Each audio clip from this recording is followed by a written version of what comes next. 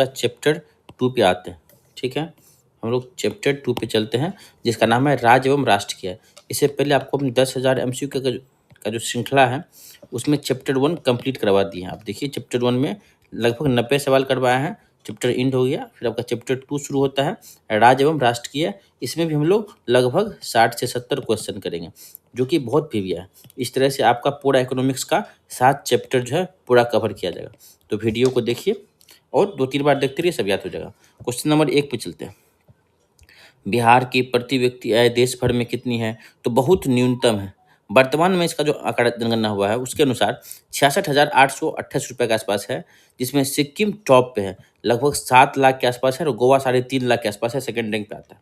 चलिए option number 2 पे चलते हैं। क्वेश्चन नंबर 2 पे राष्ट्रीय आय का सृजन होता है तो ये उत्पादक प्रक्रियाओं द्वारा होता है या उत्पादक क्रियाओं द्वारा होता है, इसको याद रखेंगे। फैक्टर ऑफ प्रोडक्शन पे होता है, सीधा एग्जाम में क्वेश्चन पूछ देता है। क्वेश्चन नंबर 3 पे चलते हैं बच्चों। भारत में राष्ट्रीय आय का अनुमान कब लगाया गया? तो ये डिफरेंट डिफरेंट टाइम में लगाया गया है। 1950 से 51 के दौरान राष्ट्रीय आय समिति बनी, जिसका अध्यक्ष कर रहे थे प्रोफेसर पीसी महालनोबिस। उन्होंने 1951 के रिपोर्ट में बताया था राष्ट्रीय आय के अनुमान के बारे में। उससे पहले वैज्ञानिक तरीकों के थ्रू 1931 से 32 के दौरान प्रोफेसर VKRV राव ने भी इसका अनुमान लगाया था, और फिर 1955 के बाद से आपका NSO और CSO संगठित रूप से इसका डेटा को जारी करती है। क्वेश्चन नंबर 4 पे चलते हैं। निम्न में कौन सा देश विकसित अर्थव्यवस्था का उदाहरण है? प्यारे बच्चों, इनमें से इंग्लैंड जो आप देख रहे हैं ये डेवलप इकोनॉमी है, लेकिन नेपाल, बांग्लादेश, श्रीलंका जैसे राष्ट्र जो है ये भी डेवलपिंग स्टेट में है। क्वेश्चन नंबर 5 पे चलते हैं। निम्न में से कौन एक बीमारू राज्य है? तो बीमारू राज्य का फुल फॉर्म देखिए, BI से होता है बिहार, MA से मध्य प्रदेश, R से राजस्थान और U से यूपी। यही 5 राज्य थे, जबकि इनमें सब राज्य निकल गए हैं, सिर्फ बिहार ही थोड़ा बहुत बचे हैं इसमें। क्वेश्चन नंबर 6 पे चलते हैं। निम्न में से कौन आय विधि है? देखिए, तो आय विधि में 4 होता है। एक होता है वेजेस एंड सैलरी, जो आपका वेतन से होता है, दूसरा रेंट से, और तीसरा इंटरेस्ट मेथड, और चौथा प्रॉफिट मेथड, यानी कि मजदूरी, लाभ, ब्याज, और एक रेंट वाला मेथड होता है। तो यही 4 विधि होता है। तो आपको ऑप्शन अगर 3 दिया है तो इनमें से सभी आंसर हो जाएगा। क्वेश्चन नंबर 7 पे चलते हैं। राष्ट्रीय आय का दूसरा नाम क्या है? प्यारे बच्चों, हम लोग बोलचाल की भाषा में GNP कह देते हैं, लेकिन दोनों में काफ़ी डिफरेंस है, क्योंकि नेशनल इनकम में हम लोग हैं GNP में से डिप्रिसिएशन को माइनस करते हैं, यानी मूल ह्रास। डिप्रिसिएशन को बोलते हैं मूल ह्रास। तो GNP में से मूल ह्रास को माइनस करते हैं, और फिर इंडायरेक्ट टैक्स माइनस को माइनस करते हैं, और प्लस सब्सिडी को ऐड करते हैं, तब आके नेशनल इनकम निकलता है। ठीक है, तो क्वेश्चन नंबर 8 में चलते हैं। भारत में सबसे कम आय वाला राज्य कौन है? मेरे बच्चों, अभी जस्ट हम लोग देखा कि बिहार है, प्रति व्यक्ति आय भी बहुत कम है, और 1 नंबर पे सिक्किम आता है, और 2 पे आपका गोवा आता है। चलिए क्वेश्चन नंबर 9 पे चलते हैं। राष्ट्रीय आय में वृद्धि होने से क्या होता है? प्यारे बच्चों, देश के उत्पादन और आर्थिक स्थिति में समृद्धि होती है। ठीक है, क्वेश्चन नंबर 10 पे चलते हैं। निम्न में से कौन आर्थिक क्रिया नहीं है? तो क्रिया 2 प्रकार की, एक आर्थिक होता है, एक गैर आर्थिक होता है। जैसे में अगर हम टीचर बच्चों को फी लेके पढ़ा रहा है तो वो आर्थिक क्रिया है, लेकिन एक एक पापा अपने बच्चों को पढ़ा रहा है तो वो गैर आर्थिक क्रिया।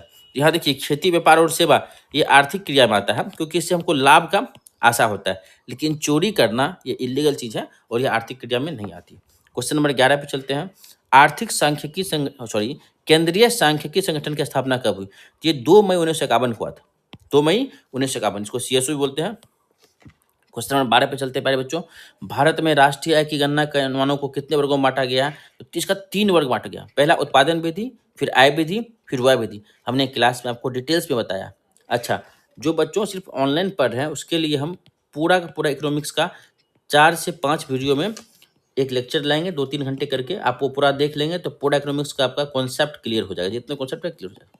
तो हम बहुत जल्दी लाने वाले हैं इसको। आप लोग जिसको जिसको चाहिए पूरा वीडियो, वो कॉमेंट पे लिखिए कि सर पूरा क्लास लाइए इकोनॉमिक्स का। Question number 13। राष्ट्रीय आय में से प्रति व्यक्ति आय ज्ञात करने के लिए किसे भाग दिया जाता है? देखिए, कुल जनसंख्या को हम लोग भाग देते हैं। समझिए कैसे। जब हमको पर कैपिटा इनकम निकालना होता है तो देश का टोटल राष्ट्रीय आय कितना है, यानी जो देश का टोटल आय कितना है, उसमें कुल जनसंख्या से हम लोग भाग दे देते हैं। उसी से राष्ट्रीय आय निकल जाता है हम लोग का। ठीक है, सॉरी, पर कैपिटा इनकम निकल जाता है। क्वेश्चन नंबर जो आपका है अगला, ये है प्रति व्यक्ति आय किसके द्वारा, प्रति व्यक्ति आय द्वारा किसी देश के डैश का पता लगाया जाता है। उस देश में आर्थिक समानता कितना है उसका पता लगाया जाता है, यानी कि किस व्यक्ति का कितना आय है। एक पर कैपिटा इनकम एवरेज निकल जाता है, तो देश में ऊंच नीच के बीच खाई, अमीर और गरीबों के बीच का खाई पता चल जाता है। क्वेश्चन नंबर 15 पे चलते हैं। राष्ट्रीय आय का अर्थ है, प्यारे बच्चों, उत्पादक के साधनों की आय, यानी जो उत्पादक अच्छा बताइए, आप उत्पादन के 5 साधन कौन-कौन से होते हैं? कमेंट कीजिए। उत्पादन के 5 साधन कौन-कौन होते हैं? इसी का ऊपर हम लोग निर्धारण करते हैं राष्ट्रीय आय का। तो आप लोग कमेंट में लिखिए पाँचों का नाम, 1, 2, 3 करके पाँचों का नाम लिख के बताइए हमको।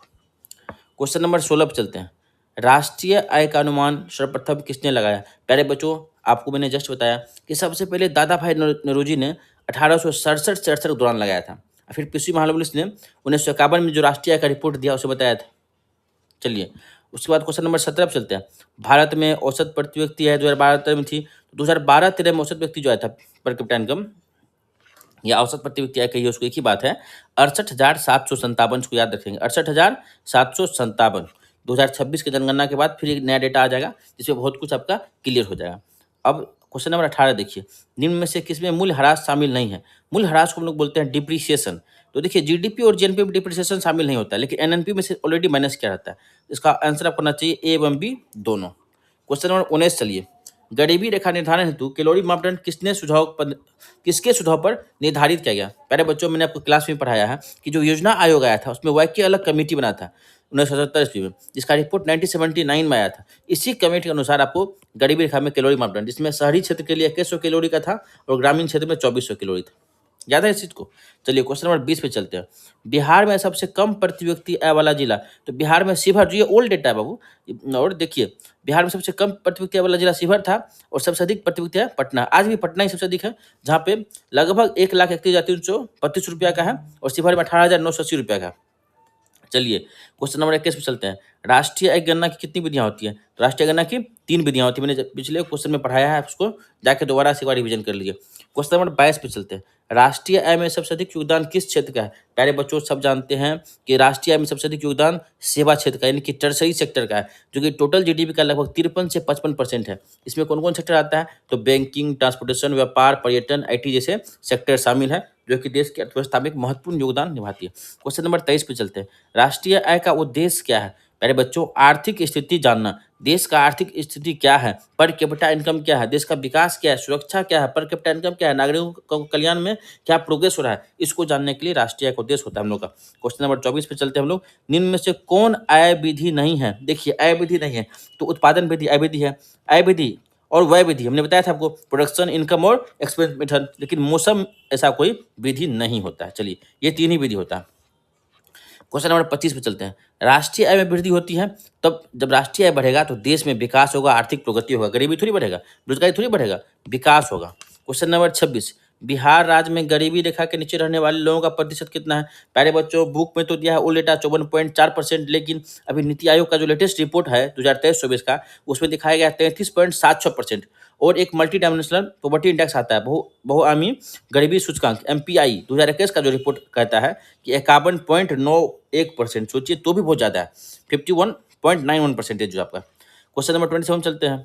निम्न में से कौन आर्थिक गतिविधि नहीं है? तो खेती, व्यापार और सेवा आर्थिक गतिविधि है, लेकिन जस्ट बताया आपको चोरी आर्थिक गतिविधि नहीं है। बच्चों, पिताजी अपने बच्चों को पढ़ाते हैं, वो भी आर्थिक गतिविधि नहीं है। क्वेश्चन नंबर 28 पे चलते हैं। राष्ट्रीय आय का महत्व क्या है? प्यारे बच्चों, राष्ट्रीय आय से नीति निर्माण होता है, देश की आर्थिक प्रगति के लिए योजनाएं का तैयार होता है। क्वेश्चन नंबर 29, प्रति व्यक्ति आय का सूत्र है, तो कुल आय में देश की कुल जनसंख्या से भाग देंगे तो प्रति व्यक्ति आय निकाल देगा। और लास्ट क्वेश्चन आपका कहता है कि बिहार में अर्थव्यवस्था मुक्त, तो आप जानते हैं कि बिहार में कृषि आधारित अर्थव्यवस्था है, एग्रीकल्चर है, या इसका एलाइड एक्टिविटी है, यानी उससे जुड़ा हुआ कार्य है, तो यही बिहार का अर्थव्यवस्था में मुख्य योगदान देता है। चलिए, इसी के साथ आपका क्वेश्चन 1 से 30 तक चैप्टर 2 का कंप्लीट किए हम। कल आपको लेके आएंगे चैप्टर 2 का ही 31 से लेके 60 तक या 66 तक लाएंगे या 70 तक ले आएंगे। आप वीडियो को 2-3 बार देख लीजिए, आपके एग्जाम के लिए बहुत ही महत्वपूर्ण रहेगा वीडियो सीरीज आपका। थैंक यू सो मच आज के वीडियो के लिए। सब लोग चैनल को सब्सक्राइब कर लीजिए, शेयर कीजिए दोस्तों के लिए और लाइक कर दीजिए। वीडियो को अच्छा लगता है तो कमेंट में जो मैंने आपसे पूछा आंसर आप लिख के बताइए मुझे।